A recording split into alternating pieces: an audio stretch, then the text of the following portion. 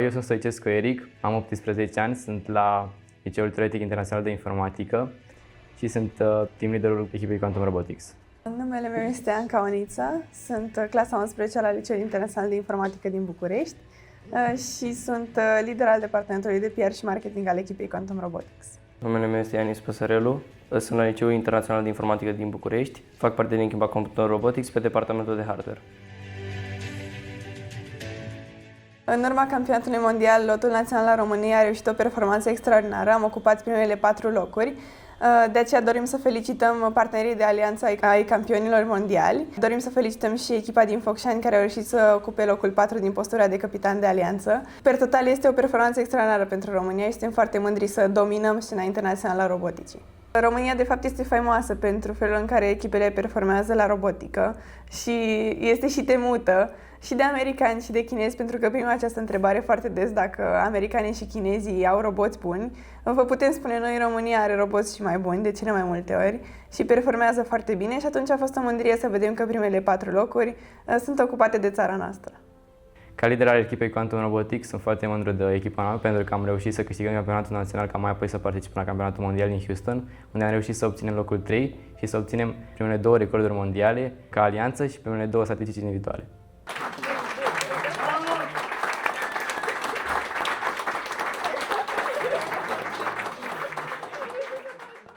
Pentru această competiție au fost multe nopți nedormite în laborator. Cred că a fost o pregătire constantă de la începutul sezonului până la campionatul național, unde ne-am luat meritele. A fost greu. A fost o muncă intensă, au fost foarte multe ore de muncă în spatele robotului, dar și în spatele echipei de PR și a evenimentelor pe care le organizăm pentru comunitatea de robotică. A fost greu să ne coordonăm, suntem 25 de tineri, de elevi. Am reușit să ne mobilizăm, să lucrăm foarte mult înainte de campionatul mondial, să ne strângem cumva puterile și să ajungem acolo și să și performăm și să ajungem în topul global. Mă simt norocos că sunt mentorul lor și le doresc mult succes în anii viitor. Robotul nostru, ca bază și simplu, ar trebui să colecteze niște mingi și să le arunce într-un coș. Asta este prima metodă de scorare. Dă-mă o minge, dă-mi o minge. Robotul nostru trebuie să facă 3 etape. Prima etapă este atunci când colectează mingea prin acest mecanism cu roți, care ghidează mingea. După aceea este convoiul nostru care ghidează mingea prin robot, cam ca la aeroport. Adică vine mingea și mingea se duce prin robot până aici, unde intră în mecanismul principal de shooter, de aruncător, unde este lansată de această roată care se învârte la o viteză foarte mare, cam la 6.000 de rotații pe minut. Și unghiul este ajutat de acest mecanism care înclină sau deschide mai mult unghiul traiectoriei.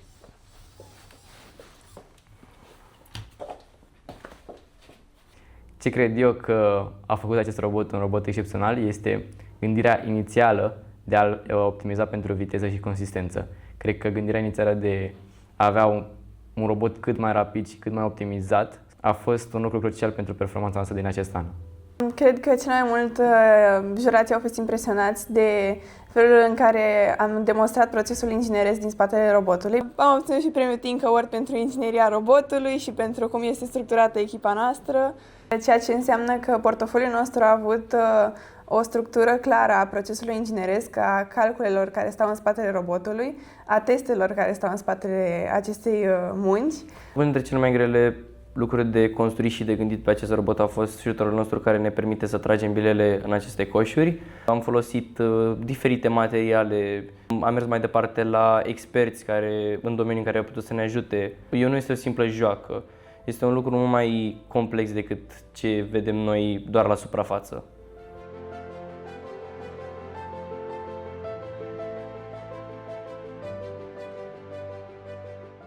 Quantum Robotics s-a înființat în anul 2017, iar de atunci a participat la cea mai mare competiție de robotică din lume, First Exchange, organizată de Donație prin Educație în România. Echipa noastră are 15 membri, 10 voluntari și 3 mentori. În fiecare an noi plănuim și avem un plan de sustenabilitate uman în care recrutăm membrii noi și ne asigurăm că fiecare generație pasează următoarei generații ca echipa să aibă o performanță cât mai consistentă. Pentru noi este o mândrie foarte mare să fim parte anul acesta din lotul național al României de robotică.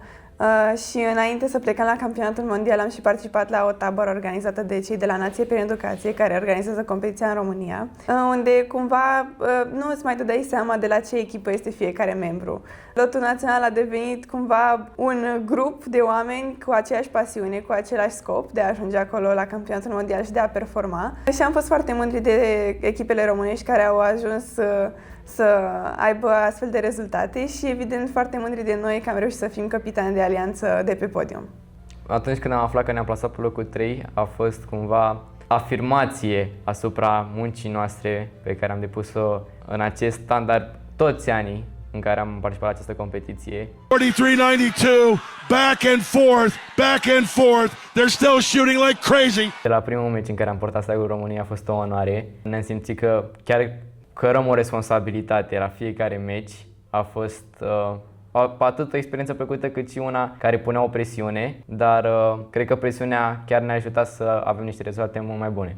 Eu am ținut steagul României în tribune și am făcut galerie pentru băieții care erau la meci și pentru robotul nostru de pe teren. Și cumva de fiecare dată când vedeam record mondial după record mondial și scor după scor, era o mândrie să flutur steagul în tribune cu o comunitate care ne așteaptă acasă și care se uită la aceleași meciuri.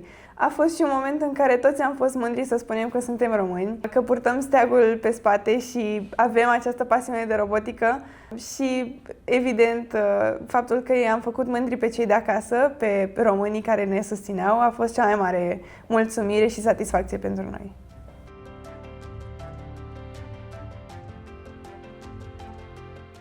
Echipa noastră a avut onoarea de a se întâlni anul acesta de 2 ori cu domnul președinte Nicu Șordan și este onoare pentru noi să aflăm că este mândru de noi și că am făcut mândri membrii ai comunității României la cel mai înalt nivel. Am fost foarte fericit când am văzut acel mesaj inițial pentru că am simțit cumva că toată munca noastră și toate rezultatele noastre nu au fost băgate sub preș și au fost recunoscute la cel mai înalt nivel, atât cât și în România, cât și în alte țări. Cumva asta ne dă o speranță că poate robotica va fi mult mai în vedere în viitorii ani. Ne mulțumim foarte mult că ne-a recunoscut și ne-a apreciat pentru performanțele noastre. Totodată sperăm ca pe viitor România robotica să fie recunoscută mult mai mult și să fie mult mai împinge la spate profesorii și părinții să îi dea pe copiilor la robotică să învețe acest domeniu.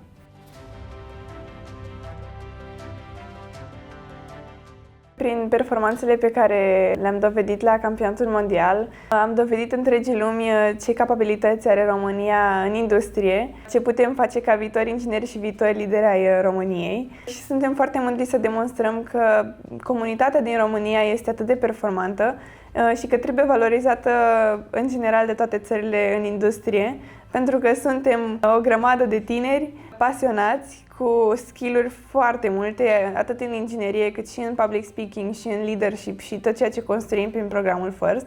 Și suntem mândri că am putut să demonstrăm întregii lumi de ce este capabilă România. Eu consider că România a transmis un semnal destul de puternic pentru că toată lumea a văzut cât de puternică și cât de dominantă a fost România, care este o țară destul de mică comparativ cu China sau America, care au industrie speciale și competiții specializate pentru aceste domenii. Viitorul sună bine. România are un potențial imens, nu doar în acest domeniu, cât și în toate domeniile STEM. România este o putere în acest domeniu al roboticii. Ne descurcăm foarte bine și, după cum se poate vedea, dominăm la cel mai mare nivel. Echipa Quantum Robotics este un club care aparține Liceului Teoretic Internațional de Informatică și pe această care vreau să le mulțumim școlii noastre pentru că ne-a facilitat o susținere constantă de-a lungul înființării clubului. De asemenea, dorim să mulțumim profesorilor și directorilor și celor care ne-au susținut din comunitatea ICHB. Chiar ieri am fost așteptați de colegii noștri, de profesori și de toată comunitatea care ne-a susținut și ne-a aplaudat. Suntem foarte mândri că am putut să-i facem fericiți și bucuroși de rezultatele noastre și este într-adevăr o comunitate unită de care suntem foarte, foarte fericiți. Eu consider că domeniul roboticii o să crească exponențial de-a lungul anilor, dar totuși cred că mai este puțin timp până roboții să ne înlocuiască pe majoritatea domeniilor. Unde este vorba de legături interumane, nu cred că o să fie vreodată vorba de înlocuirea oamenilor cu roboți. Toată lumea spune că profesorii o să fie înlocuiți de roboți, nu cred că o să se întâmple așa ceva niciodată, pentru că nu poți să înlocuiești legătura sau conexiunea dintre un elev și un profesor niciodată, mai ales de un umanoid. Consider că roboții nu o să ne înlocuiască, da, o să ne ajute pe viitor, o să ne facă munca mult mai ușoară, doar că nu o să reușească să ne ia, să zic, jobul sau toate atribuțiile cu totul.